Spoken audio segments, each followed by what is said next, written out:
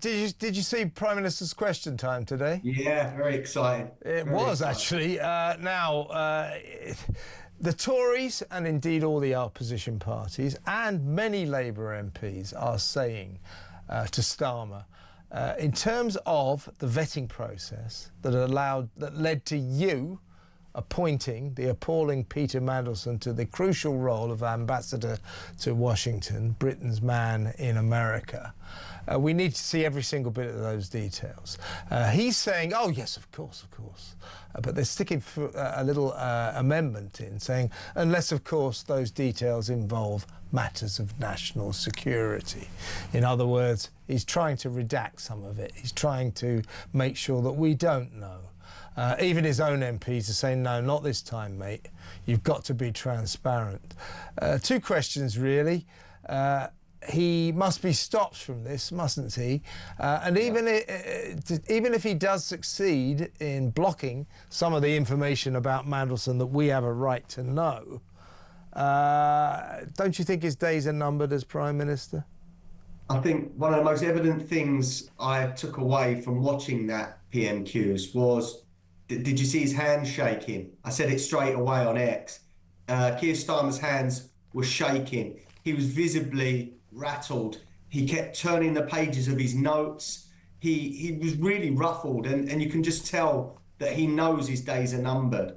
Of course, he's trying to cover this up. He's up to this in his neck, Kev. So what was a big thing for me is that Angela Rayner basically skewered him by saying that the Intelligence Committee needs to oversee these documents as well. What he's trying is a very clever sort of barrister law trick, where they know that a large proportion of that file is going to be unable to be seen by the everyday person because it does involve maybe matters between us and America. But with something so important, let's remember he has promoted to a high position the best friend of the world's most notorious paedophile. How does he come back for this? How? Yeah, I mean, it looks to me, I mean, it looks to most people as it's possible that Peter Mandelson, throughout his long political career, might have been taking money to flog secrets. You know, what's extraordinary, do you remember earlier in the week, said, oh, yeah, the Epstein files said I received $25,000. I just don't recall that. Well, it now turns out that the Epstein files reveal, or allege, if you like, that he received $25,000 3 times. So 3 times he can't remember that. You cannot believe a word that this guy says. Now, I agree with you about Keir Starmer today. I've never seen him like this ever. But in PMQs, he looked like a broken man. He looked like a very nervous man. I didn't spot that his hands were shaking, but I'm not really surprised. Badly. And I'll tell you... He had to hold them down, Kev. Sorry, mate. It was shaking so much, he had to grip his other hand. Well, let's remind ourselves of this exchange between Kemi Badenoch and Keir Starmer in Prime Minister's Question Times earlier today. The whole House will be disgusted by the latest revelations about Jeffrey Epstein.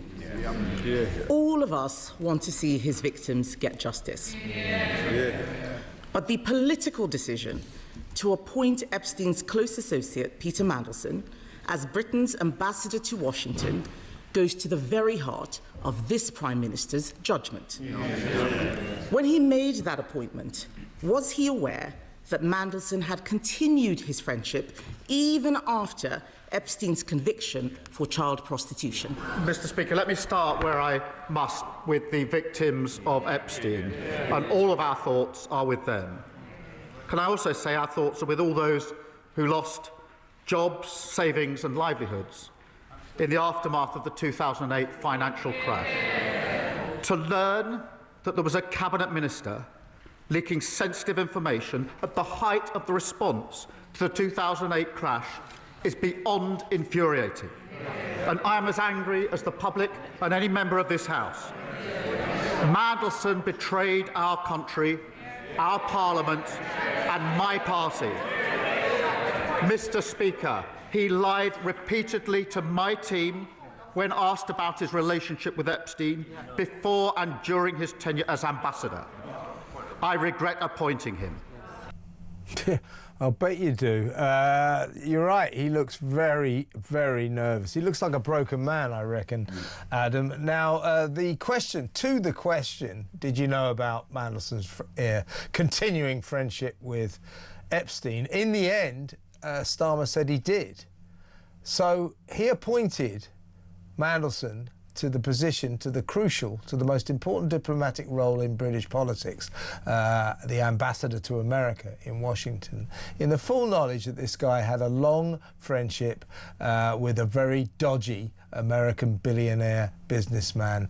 The intelligence services, we're told, warned Starmer about this, just as they warned him about the mega Chinese embassy in London. And on both occasions, it looks as if Keir Starmer overruled warnings from our intelligence services. Now, that makes our current Prime Minister a danger and a threat to British national security. And you can't say worse than that about our leader, any leader, can you?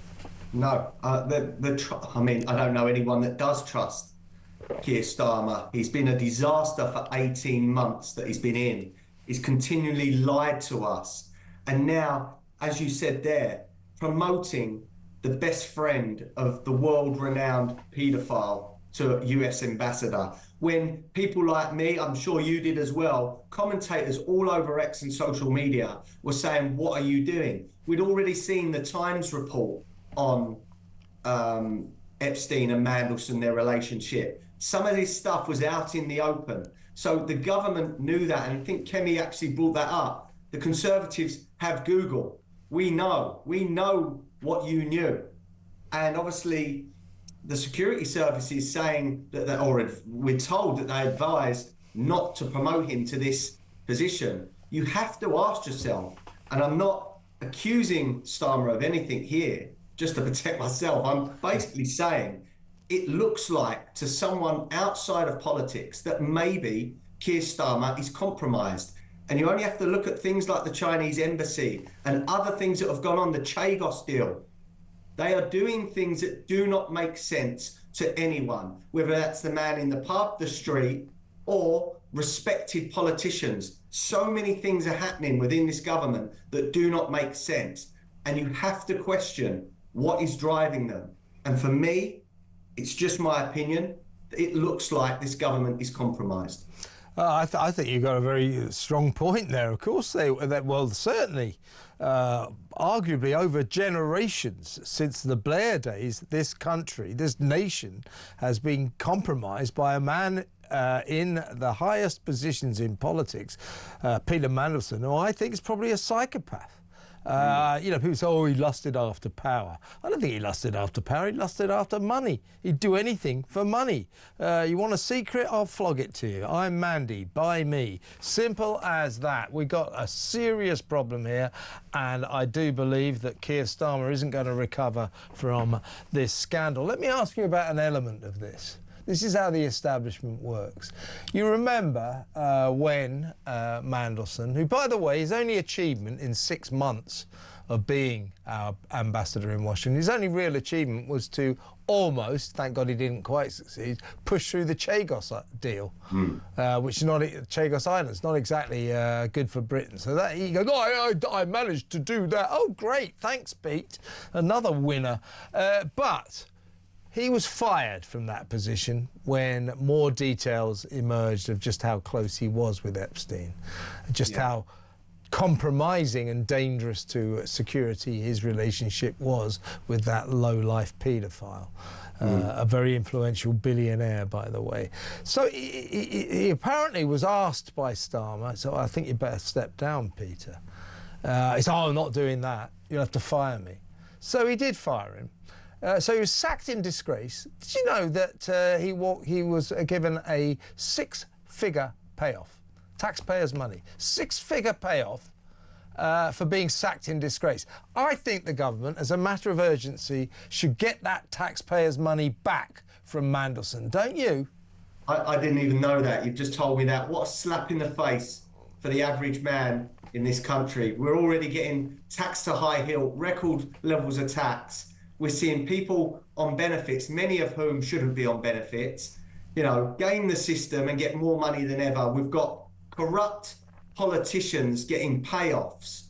This country is being run by idiots, and something's got to give. Now, with Mandelson, if these allegations are proved true, he will see out his life in prison, I believe. I mean, that is... I think you're right, Adam. I think he's in big trouble. There's a criminal investigation going on. Gordon Brown has supplied the police with a lot of compromising evidence, apparently. So has the government. The establishment always protects its own until it realises that its own is beyond the pale. They cannot save Mandelson, so the establishment is doing what it always does.